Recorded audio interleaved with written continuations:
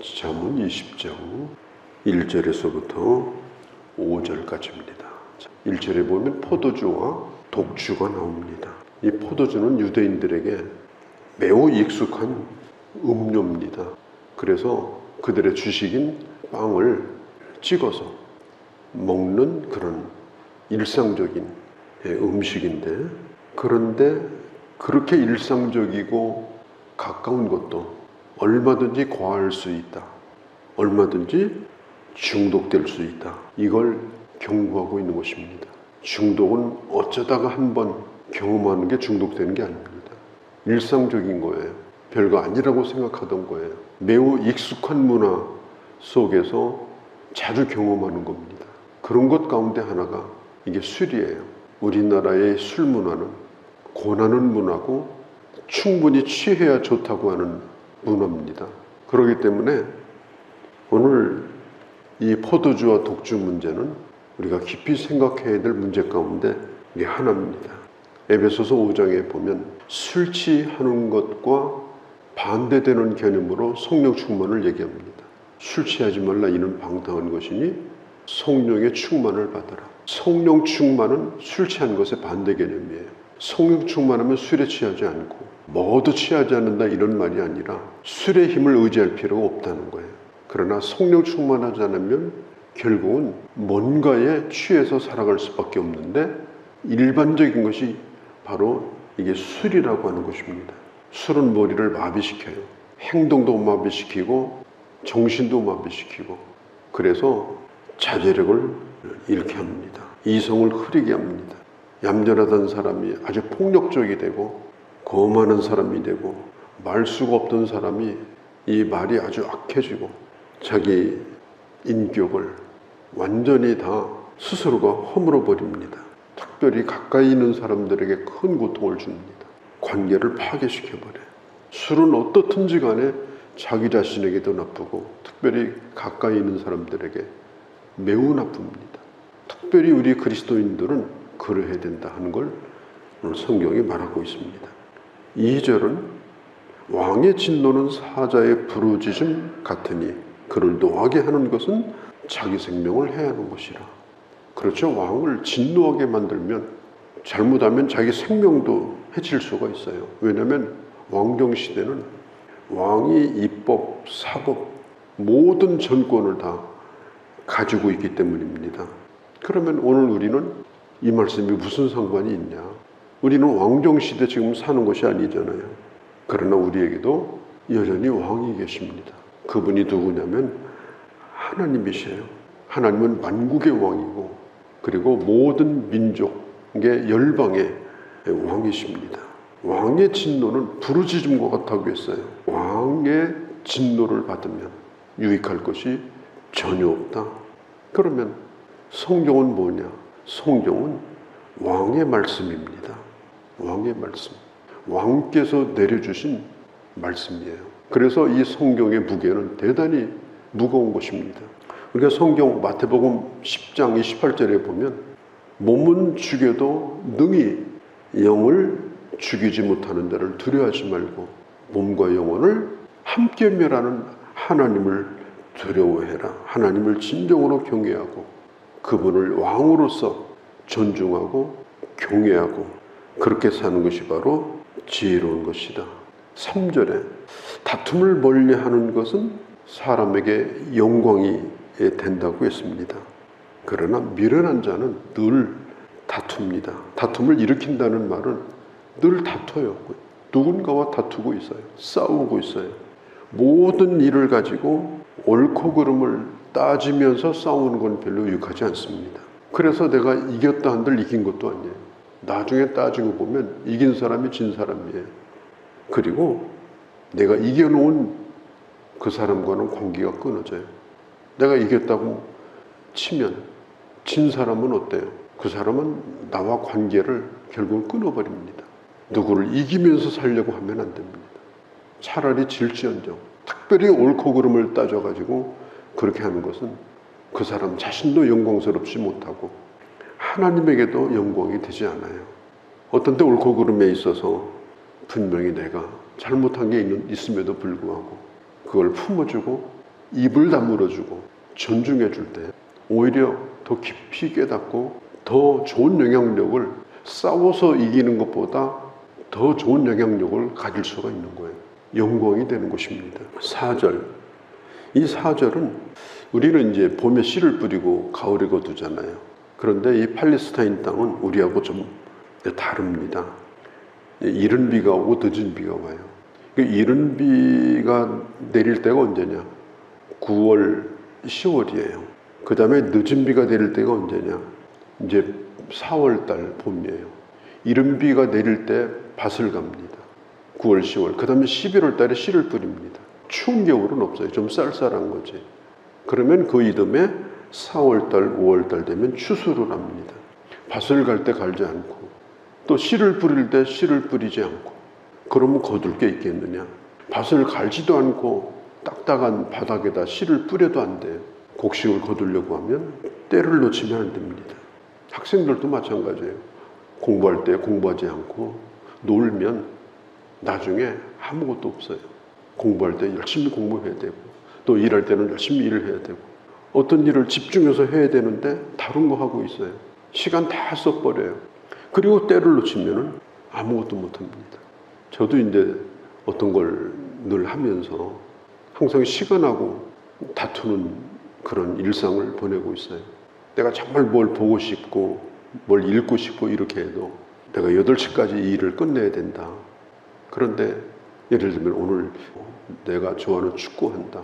그러면요, 그거 다 끝나면 9시에 끝나요.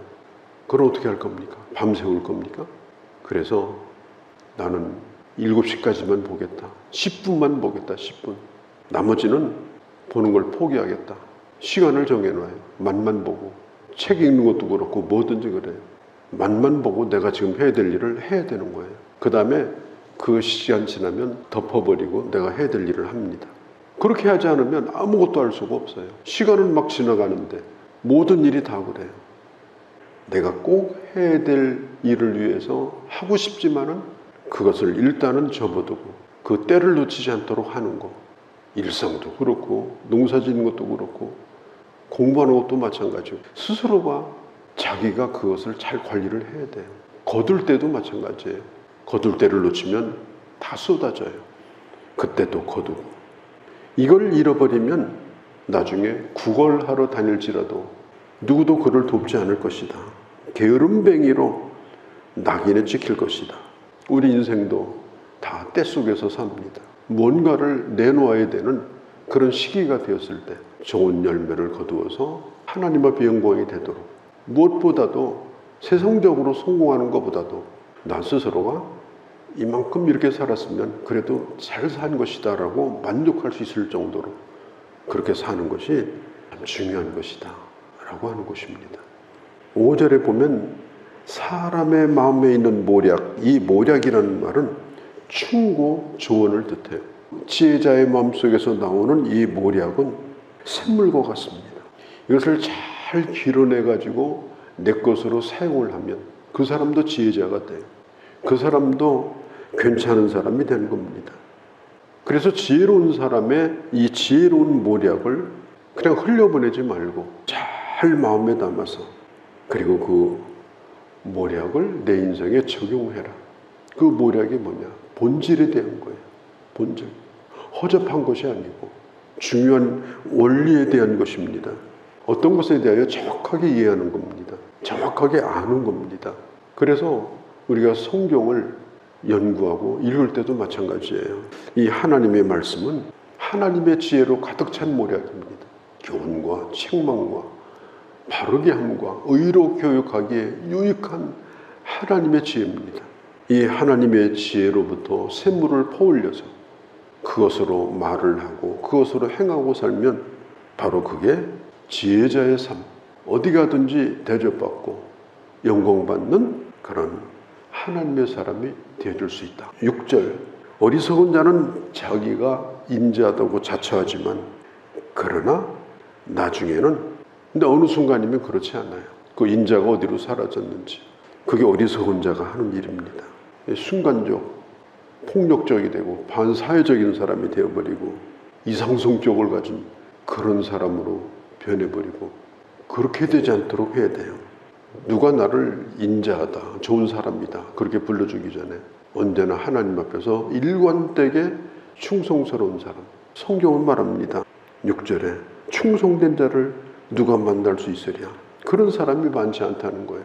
그리고 한때 괜찮은 사람이었는데 나중에 알고 보니까 그게 아니고 이런 사람들이 너무나 많은 거예요. 처음도 그랬는데 갈수록 참 충성스럽더라. 하나님의 마음을 품고 사는 사람이더라. 그런 사람으로 살도록 해라. 그런 사람을 찾기가 힘들지만 당신이 바로 그런 사람이 되라. 그게 6절 말씀입니다.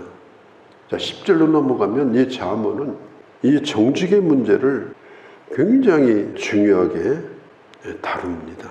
이 정직의 문제, 한결같은 추, 한결같은 대박. 물건 팔 때 추하고 살 때 추가 다르면 안 되잖아요. 기준은 언제나 똑같아야죠. 물건 팔 때 대박은 좀 작고 남의 거 살 때는 큰 대박 갖다 놓고 대고 이래도 안 되잖아요. 언제나 일관된 기준을 가지고 정직한 습관을 가지고 살라.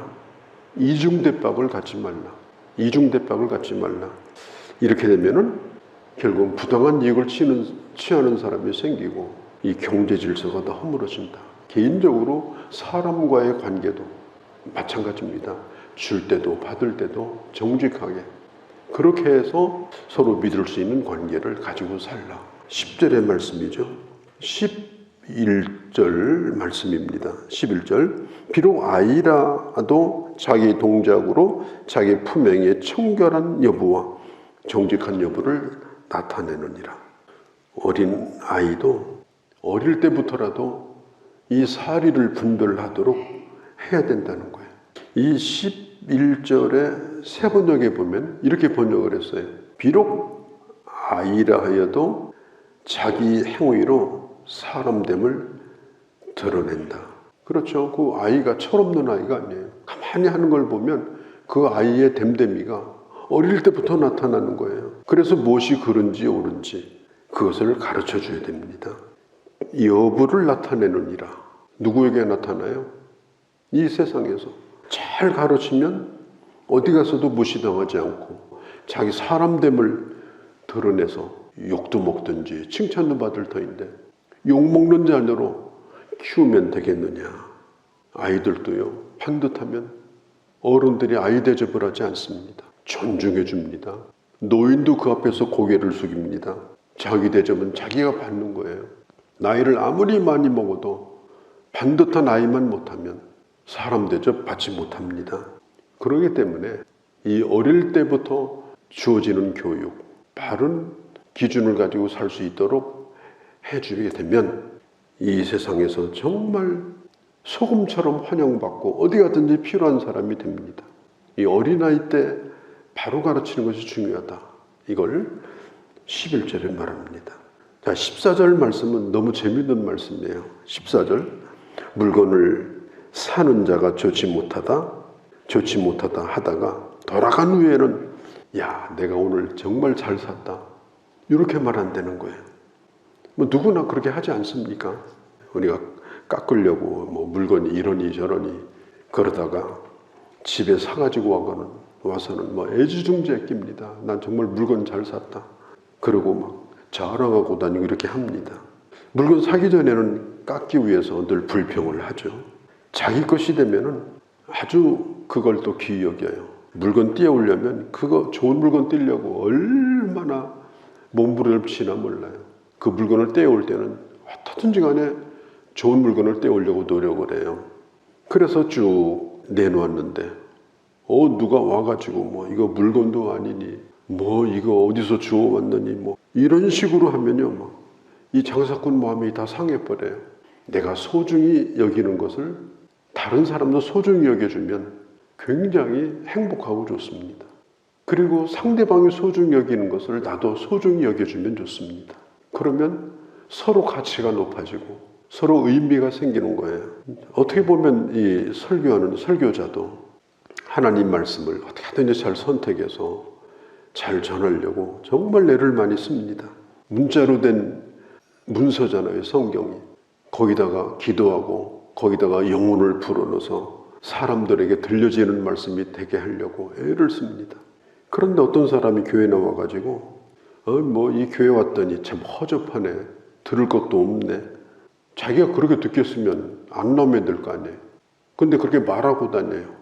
이러면 안 된다는 거예요. 어떤 목사님에게 제가 들은 얘기예요. 그날은 정말 은혜가 안 됐든지 그 전날 엄청나게 부부싸움을 크게 했든지 설교 끝나고 나오는데 사모님이 옆구리를 콕 찌르더니 귓속말로 이렇게 말했대요. 그걸 설교라고 한 거냐고. 목사님이 그날 뛰어내리고 싶었대요. 내가 들은 얘기예요.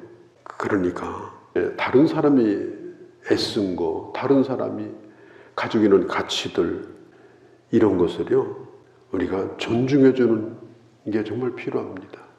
별로라고 생각이 들지라도 적어도 그 사람이 그걸 소중히 여기면 그래도 그것을 인정해 주는 것이 하나님의 사람의 마음이고 그게 지혜로운 사람의 마음이에요. 사람도 마찬가지예요. 가능성을 보고 말하는 사람이 있고 문제점만 보는 사람이 있어요. 참 지금은 조금 아닌 것 같아. 내 가능성이 있어. 그럼 그걸 보고 말해주면 돼요. 문제점을 크게 극대화시켜서 모든 걸 다 묻어버리면 미래를 보고 말하는가 아니면 지금을 보고 판단하는가, 이것도 중요한 거예요. 지금은 부족한 게 많겠어요. 그렇지만 분명히 미래는 오늘보다 좋아질 거예요. 그러면 거기에 소망을 담아서 격려해주고 그렇게 하는 것, 그것도 또한 참 지혜로운 것이다. 어떤 면으로 보는가 하는 것이 한 사람이나 하나 물건이나 하나의 사건을 보는 그 결과가 달라질 수 있다. 내 것이 되고 나면 자 소중하죠. 사람도 내 사람이 되면 소중하고 내 가족이 되면 소중하고 정치판도 마찬가지예요. 자기 편이 되면요 얼마나 또 하늘 높은 줄 모르고 띄우는지 몰라요. 그래서 항상 이 관계라고 하는 건 거기에 의미를 부여하는 게 중요한 것 같아요. 이름 없는 꽃도 이름을 지어주면 꽃이 된다고 하잖아요. 그러니까 우리가 어떤 것이든지 간에 그것이 작은 것이라 하더라도 우리는 의미를 부여해주는 사람, 특별히 가치를 부여해주는 사람, 그 사람의 가능성에 소망을, 비중을 더 두는 사람, 그 사람의 좋은 미래를 예측하고 격려해주는 사람, 무엇보다도 그렇게 해서 많은 사람을 내 사람으로 만들어서 다 잘되게 하는 이런 지혜, 이런 것들이 참 우리에게 필요하다. 오늘도 이 들은 말씀을 깊이 생각하고 지혜로운 하나님의 사람의 길을 잘 걸어가는 주의 자녀들이 되어주시기를 바랍니다. 지혜를 더하여 주옵소서. 무엇보다도 하나님의 말씀을 통해서 지혜의 샘을 끌어올려서 지혜의 생각을 하게 하시고 지혜로운 말을 하게 하시고 많은 사람을 복되게 유익하게 주의 나라를 확장해 나가는 그런 빛과 소금의 역할을 아버지 잘 감당하는 저희가 되게 하여 주옵소서. 우리 주 예수님의 이름으로 기도하옵나이다. 아멘.